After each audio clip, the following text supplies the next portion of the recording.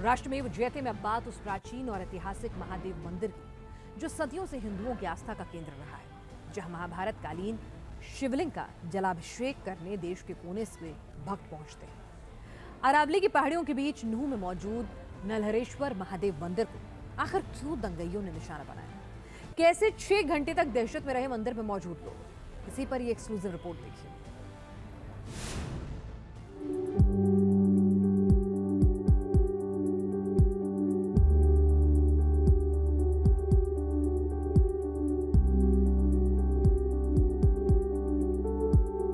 चारों ओर हरियाली बिखेरती खूबसूरत अरावली की पहाड़ियां, जिसके आंचल में सिमटी है हजारों साल पुरानी पौराणिक और ऐतिहासिक विरासत। इन पहाड़ियों के बीच मौजूद है भगवान शिव का एक ऐसा पवित्र धाम जो नलहरेश्वर महादेव मंदिर के नाम से देश दुनिया में विख्यात है। हरियाणा के मेवात में 3 तरफ पहाड़ियों से घिरा हुआ नल्लड़ महादेव मंदिर, इस मंदिर के बारे में मान्यता है कि इसके अंदर जो शिवलिंग है वो 5100 वर्ष पुराना है। इस मंदिर में जो शिवलिंग है उसके बारे में कहा जाता है खुद ही धरती से प्रकट हुआ था और इस पर किसी तरह का कोई प्रहार नहीं कर सकता, ना ही इसे किसी तरह से छेनी हथौड़ी के जरिए रिनोवेट किया जा सकता है। नलहरेश्वर महादेव मंदिर हरियाणा के नूह जिले में मौजूद है। नूह शहर से इस मंदिर की दूरी करीब 3 किलोमीटर है। मंदिर में महाशिवरात्रि का भव्य मेला लगता है और शिव भक्त यहाँ कावड़ भी चढ़ाते हैं। सावन के महीने में यहाँ जलाभिषेक करने के लिए श्रद्धालुओं का तांता लगा रहता है। मंदिर में मौजूद शिवलिंग का इतिहास करीब 5100 साल पुराना है। कहा जाता है कि पांडवों ने अज्ञातवास के दौरान इसी जगह अरावली पर्वत पर भी कुछ समय बिताया था और शिव की उपासना की थी। मंदिर में मौजूद शिवलिंग की स्वयंभू उत्पन्न होने की मान्यता है। ये पांडवकालीन मंदिर है और शिवलिंग के बारे में जो मान्यता है, क्या कहानी है? देखिए, जैसा आप बता रहे थे और मैं पहले भी बता चुका हूँ कि ये 5100 वर्ष पुराना है, पांडवकालीन है। ये साक्षात स्वयं प्रकट है। इस शिवलिंग में कुछ आकृतियाँ बनी हुई हैं, जैसे नागराज के बारे में आपको बताया था। इस नागराज को जो इनके शिवलिंग के साथ लिपटे हुए हैं, इसे डेकोरेट करने की कोशिश करी गई थी। इस पर शैनी वगैरह चलाई गई थी ताकि इसे कलरफुल करा जाए, लेकिन उसी समय 10 फीट लंबा नाग निकल के फन खिलार के शिवलिंग के ऊपर खड़ा हो गया। जो लोग कार्य करने के लिए आए थे वो एकदम सहम गए। मंदिर में पांडवकालीन कुआं भी मौजूद है, लेकिन मंदिर में एक ऐसा रहस्य भी छिपा है जिसका संबंध भगवान श्री कृष्ण से माना जाता है। मंदिर से तकरीबन 500 फुट से भी ज्यादा ऊंचाई पर एक कदम्ब का पेड़ है, जिसके अंदर से सदियों से साफ सुथरा और मीठा जल अनवरत बह रहा है। ये पानी कभी कम नहीं होता। वहाँ एक लाल निशान है पेंट का। हाँ, वो लाल निशान है, वो पेड़ है वहाँ। हाँ, वही पेड़ है कदम का। जब भगवान कृष्ण के कदम पड़े थे, जब उस पेड़ की उत्पत्ति हुई थी और युधिष्ठिर को जब प्यास लगी थी तब अर्जुन ने वहाँ बाण मारा था। तब से वो जल लगातार वहाँ से निकल रहा है। नलहरेश्वर महादेव मंदिर के चारों ओर फैली अरावली की पहाड़ियां बेहद ही मनमोहक दिखती है। मंदिर की महत्ता और अरावली की खूबसूरती देखने लाखों श्रद्धालु यहाँ पर आते हैं, आशीर्वाद पाते हैं। ये चारों तरफ से अरावली की पहाड़ियों से घिरा हुआ है। पांडवकालीन ये मंदिर है और यहाँ पर आज भी पांडव काल की निशानियाँ मौजूद हैं। मान्यता इस मंदिर की है कि भगवान कृष्ण के खुद यहाँ पर चरण पड़े थे और दूर दूर से श्रद्धालु यहाँ पर आते हैं, मनोकामना भी पूर्ण होती है। लेकिन मंदिर के चारों ओर मौजूद यही खूबसूरत अरावली की पहाड़ियां 31 जुलाई को उस वक्त दहल गई जब दंगाइयों ने पूरे इलाके को घेर लिया और श्रद्धालुओं पर हमला बोल दिया। नलहरेश्वर मंदिर के इस भव्य गेट से धार्मिक यात्रा निकली ही थी कि दंगाइयों की भीड़ पत्थरों, पेट्रोल बम और धारदार हथियारों के साथ जमा हो गई और श्रद्धालुओं पर धावा बोल दिया।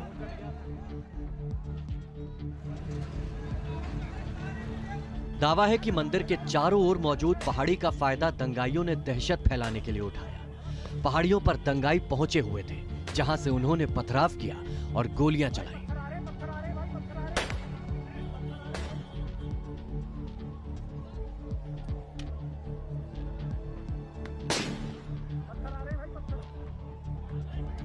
कि ये भव्य मंदिर है और यहाँ से शोभा यात्रा बड़ी संख्या में महिलाएं, पुरुष, बच्चे, तमाम लोग जो थे वो शोभा यात्रा जो हर साल निकाली जा रही थी, इस बार भी पूरा प्लान था और शोभा यात्रा जो है यहीं से निकल रही थी।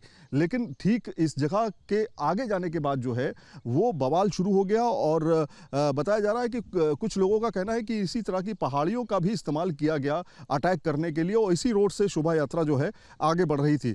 बताया जा रहा है कि धार्मिक यात्रा पर जैसे ही हमला हुआ, लोग मंदिर की तरफ भागे और जान बचाने के लिए मंदिर में छिप गए। मंदिर के पुजारी दीपक शर्मा के मुताबिक बाहर माहौल इतना भयंकर था कि निकलना तक मुश्किल था। सब लोग डरे हुए थे। डरे हुए थे अंदर श्रद्धालु लोग सब? हाँ, थोड़ा देखिए नर्वस तो थे ही, जैसी स्थिति थोड़ी सी है। पुलिस ने आके रेस्क्यू किया, बचाया सबको? जी जी, प्रशासन ने किस आके टाइम तक लोगों को निकलने का काम जारी था? तकरीबन 7 बजे तक जी। सुबह 7 बजे तक? नहीं, शाम को 7 बजे। हाँ, तकरीबन शाम को 7 बजे तक सबको यहाँ से जो है निकाल दिया। आगे बढ़ते हैं अगली खबर की ओर। हरियाणा के नूह में जहां हिंसा हुई थी, वहां पर फिलहाल माहौल कैसा है, ये भी आपको बता रहे हैं न्यूज नेशन के संवाददाता विकास चंद्रा। मेवात हमेशा से सांप्रदायिक तौर पर संवेदनशील रहा है और यहाँ की स्थिति देश के बाकी इलाकों से बिल्कुल भिन्न है। ये नूह का इलाका है और ये शहर नूह की पुलिस चौकी है। चारों तरफ पुलिस बल के लोग तैनात हैं, कर्फ्यू लगा हुआ है, सब लोग अपने अपने घरों में बंद हैं, पूरा बाज़ार बंद है, किसी को भी निकलने नहीं दिया जा रहा है। जिसको बहुत ज़रूरी काम है वही बाहर निकल रहा है और उसी को पुलिस आगे बढ़ने की इजाज़त दे रही है। मैंने कहा कि यहाँ के हालात देश के दूसरे हिस्सों से बिल्कुल अलग हैं। इसलिए अलग हैं कि यहाँ पर अगर पूरे मेवात और या ख़ास तौर पर नूह की बात की जाए तो यहाँ 90% से ज़्यादा मुस्लिम आबादी है, मेव मुसलमानों की आबादी है और यहाँ हिंदू कम हैं। कुछ ही ऐसे इलाके हैं जहाँ हिंदुओं के घर हैं और थोड़ी आबादी हिंदुओं की है। अगर यहाँ के गाँवों की बात की जाए तो अंदरूनी मेवात में जाएं और नूह के अंदर जाएं तो बहुत सारे ऐसे गांव हैं, जो मेरी जानकारी है उसके मुताबिक कि लगभग 115 से 118 गांव हिंदू विहीन हो चुके हैं और हर गांव में 1 घर, 2 घर, 4 घर, 5 घर इसी हिसाब से हिंदुओं के हैं और यहाँ कोई किसी से भी बात नहीं कर रहा है। तो ये कह सकते हैं कि स्थिति तो नियंत्रण में है लेकिन तनावपूर्ण बहुत ज़्यादा है।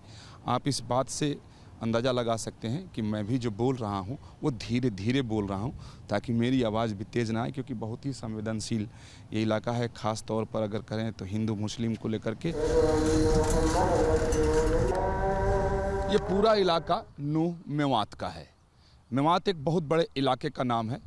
तबलीगी जमात, वही तबलीगी जमात जिसकी जन्मस्थली इसी मेवात को माना जाता है, उसके सक्रिय होने के बाद से और देवबंदी मिशनरी के सक्रिय होने के बाद से इस इलाके की स्थिति बहुत ज़्यादा बदली, क्योंकि मेवाती लोग जो पहले सांप्रदायिक नहीं माने जाते थे और थे भी नहीं, आज भी बहुत से लोगों के नाम अर्जुन सिंह मेव टाइप से मिल जाएंगे, कि उनको ये बताया गया, समझाया गया कि अगर मुस्लिम हो तो मुस्लिम की तरह दिखो, मुस्लिम की तरह बोलो, मुस्लिम की तरह कपड़े पहनो और मुस्लिम की तरह ही गैर मुस्लिमों के साथ व्यवहार करो। तो जब से ये तबलीगी जमात और देवबंदी लोग इस इलाके में सक्रिय हुए, यहाँ के लोग सांप्रदायिक धीरे धीरे धीरे धीरे होते चले गए। हालांकि इसका इतिहास बहुत पुराना है। आप देखें, आगे चलेंगे और जानेंगे कि हालात क्या हैं। नूह इलाके की एक पहाड़ी से आपको कस्बे की तस्वीर दिखाता हूँ। शहर है, छोटा सा शहर है। आप देखिए कि इस पहाड़ी की ऊंचाई से कितना खूबसूरत दिखाई दे रहा है, कितना मनोरम दृश्य है। दूर दूर तक लोगों के घर दिखाई दे रहे हैं, हरियाली भी है, कुछ तरफ जंगल भी दिखाई दे रहे हैं। ये पूरा इलाका अरावली का है। लेकिन ऊपर से जितना ये शांत दिखाई दे रहा है, जितना मनोरम दिखाई दे रहा है, वैसी स्थिति फ़िलहाल नहीं है, क्योंकि जो सांप्रदायिक तनाव इस इलाके में फैला है और जो दंगे हुए, उसकी वजह से लोग अपने अपने घरों में कैद हैं, बंद हैं, लोग बाहर नहीं निकल रहे हैं। मीडिया को देख करके भी बाहर बात करने के लिए नहीं आते हैं, अपनी खिड़कियों से देखते हैं और खिड़की बंद कर लेते हैं। कोई भी किसी भी मसले पर बात करने से कतरा रहा है और लोग परहेज कर रहे हैं। लेकिन लोगों में इस बात को लेकर नाराज़गी है कि पुलिस प्रशासन ने आखिर क्या किया, वक्त रहते प्रशासन ने कदम क्यों नहीं उठाया। लोग ये सवाल पूछ रहे हैं कि जब पुलिस को इस बात की जानकारी थी, पहले से उनको इस बात की सूचना दी गई थी कि इस तरीके से शोभा यात्रा निकलने वाली है, तो उन्होंने मुकम्मल तौर पर उसकी व्यवस्था क्यों नहीं की। यहाँ के पुलिस प्रशासन और जिला प्रशासन के ऊपर सवाल खड़ा होता है कि आखिर किस वजह से, अगर लोग बता रहे हैं कि स्थिति सामान्य नहीं है, ठीक है, तो आखिर सही जानकारी बाहर क्यों नहीं आ रही है और क्यों सही जानकारी नहीं पहुँचाई जा रही है। ये लोगों का आरोप है, क्योंकि लोग झेल रहे हैं, अपने अपने घरों में बंद हैं, अपने अपने घरों में कैद हैं। पुन्हाना और फिरोजपुर झिरका के तमाम लोगों से मेरी बात हुई है, टेलीफोन पर बात हुई है। उन लोगों का कहना है कि पुलिस और या पारामिलिट्री अर्धसैनिक बल के लोग बहुत ही कम हैं और जानबूझ करके सरकार, यहाँ की प्रशासन सरकार को सही जानकारी नहीं दे पा रही है। और मुझे लगता है कि इस बात की भी जांच जरूर होनी चाहिए, इसी के साथ कि आखिर इस दंगे के पीछे कौन है, किसने इस चिंगारी को भड़काया, उसकी जांच तो होगी ही और हो भी रही है, लेकिन इस बात की भी जानकारी होनी चाहिए और जांच होनी चाहिए कि आखिर प्रशासन सही जानकारी मुहैया करा रहा है या नहीं करा रहा है। वीडियो जर्नलिस्ट अतुल राज के साथ विकास चंद्र, न्यूज नेशन, नूह। नूह विवाद हिंसा के बाद आरोप प्रत्यारोपों का दौर भी तेज हो गया है। मसलन शोभा यात्रा के आयोजकों ने पूरी जानकारी नहीं दी, ये प्रशासन की तरफ से कहा जा रहा है, जबकि आयोजक मंडल से खारिज कर रहा है। उधर गांव में पर्याप्त सुरक्षा न होने के भी आरोप लगाए जा रहे हैं। हकीकत जानने के लिए न्यूज नेशन की टीम भी नूह पहुंची।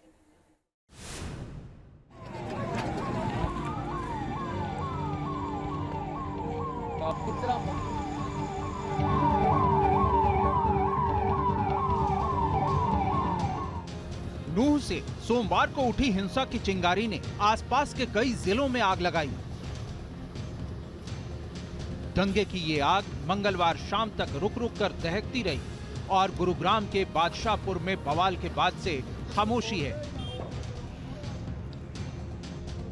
लेकिन दंगाइयों की इस साजिश ने 6 लोगों की जान ले ली और करोड़ों करोड़ का इतना नुकसान किया कि सरकार अब तक इसका आकलन ही कर रही है। इसके साथ ही आरोप प्रत्यारोप का दौर भी शुरू हो गया। एक तरफ सरकार कह रही है कि शोभा यात्रा के आयोजकों ने पूरी डिटेल नहीं दी, जिस वजह से सुरक्षा व्यवस्था पर्याप्त नहीं हो पाई, जबकि शोभा यात्रा निकालने वाला आयोजक मंडल इससे इनकार कर रहा है। ऐसे में न्यूज नेशन की टीम ने जब आयोजक मंडल के सदस्यों से बात की तो उन्होंने प्रशासन को पूरी डिटेल न दिए जाने वाले आरोप को पूरी तरह खारिज कर दिया। आप लोगों के ऊपर आरोप लगाया और किसी और ने नहीं लगाया है, हरियाणा सरकार की तरफ से लग गया है कि आयोजकों ने सही जानकारी नहीं दी कि कितनी भीड़ आने वाली है और क्या आप लोगों का यात्रा है, किधर से आप लोगों को जाने हैं। देखिए, ये बिल्कुल गलत है। मैं तो कहता हूँ कि सही जानकारी डिप्टी सीएम को नहीं है। और मैं बताना चाहता हूँ कि 26 जुलाई को हमारे जो अपने आयोजक थे उन्होंने जाकर के वहाँ एसपी जिला प्रशासन के साथ में मीटिंग की है। बाकायदा लिखतम भी वहाँ पर जो एक जानकारी और एक परमिशन के लिए जो लेटर होता है वो बाकायदा लिखतम दिया गया है। और वहाँ के एसपी और एएसपी जो मैडम थी उन्होंने सारी जानकारी ली है, कितनी गाड़ियाँ आपके काफले में रहेंगी, कितने लोग आने वाले हैं। हमने उनको बता दिया हमारा अप्रॉक्स 10 से 12 हज़ार की संख्या का यहाँ पर हमारा जो लिखित में दिया था। कोई सबूत आप लोगों के पास? बिल्कुल, मेरे पास में सबूत है। ये लोग जो बोल रहे हैं कि परमिशन नहीं थी, आयोजकों को जानकारी पूरी नहीं दी थी, हमने सारी जानकारी दी है उनको। न्यूज नेशन से बात करने वाले आयोजक मंडल के ये वो सदस्य हैं जो उस शोभा यात्रा में शामिल थे जब इन पर हमला हुआ। नलहरेश्वर मंदिर में शरण लेकर इन लोगों ने अपनी जान बचाई थी। कहते हैं उस वक्त का मंजर रूह कपा देने वाला था। वहाँ पर एक साथ एक ऐसी अनियंत्रित भीड़ जिन्होंने अपने हाथों में पत्थर लिए हुए थे, उन्होंने तुरंत ताबड़तोड़ हमारे काफिले के ऊपर पथराव करना शुरू कर दिया। और इतना ही नहीं किया कि जैसे लोगों की गाड़ियों के शीशे टूट गए, गाड़ियां आगे चलने में असमर्थ हो गई, तो उनके ऊपर लाठियों से, डंडों से हमला किया गया। उनको उसमें से गाड़ियों में से निकाल करके पीटा गया है। फिर पीछे से फायरिंग भी हो गई है। फायरिंग में हमारे कई कार्यकर्ता घायल हुए हैं। इतना भयानक मंजर वहाँ पे बनाया गया। फिर बाद में भीड़ आती है, गाड़ियों में पेट्रोल बम डालते हैं, गाड़ियों में आग लगा देते हैं। वहाँ पर महिलाएं, बुजुर्ग अपना जो यात्रा में सम्मिलित थे वो अपना जो भी ठिकाना मिलता है थानों के अंदर जाते हैं। इन सदस्यों का ये भी आरोप है कि अभी भी हालात तनाव से भरे हैं और गांव में लोगों को पर्याप्त सुरक्षा मुहैया नहीं है, जैसा सरकार दावा करती है। वो लोग सहमे हुए हैं, डरे हुए हैं, लोग बाग घबराए हुए हैं।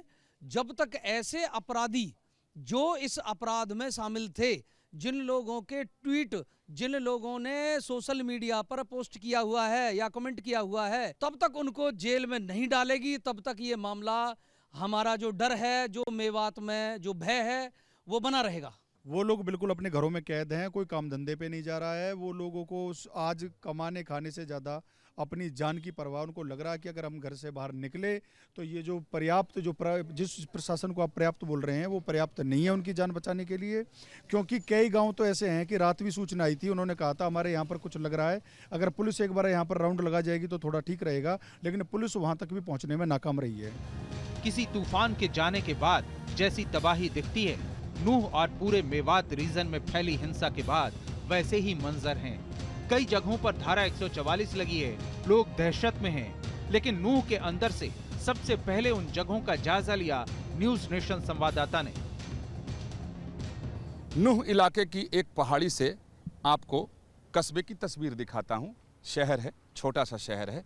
आप देखिए कि इस पहाड़ी की ऊंचाई से कितना खूबसूरत दिखाई दे रहा है, कितना मनोरम दृश्य है। लेकिन ऊपर से जितना ये शांत दिखाई दे रहा है, जितना मनोरम दिखाई दे रहा है, वैसी स्थिति फिलहाल नहीं है।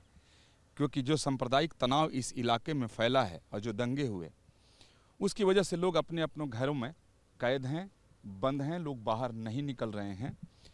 मीडिया को देख करके भी बाहर बात करने के लिए नहीं आते हैं, अपनी खिड़कियों से देखते हैं और खिड़की बंद कर लेते हैं। कोई भी किसी भी मसले पर बात करने से कतरा रहा है और लोग परहेज कर रहे हैं। न्यूज नेशन की ये रिपोर्ट आगे शांति बहाली की तैयारियों में मददगार होने वाली है। सभी अब इसी इंतजार में हैं कि जल्द से जल्द नूह और मेवात रीजन में लोगों को इस दहशत से मुक्ति मिले। Team news nation.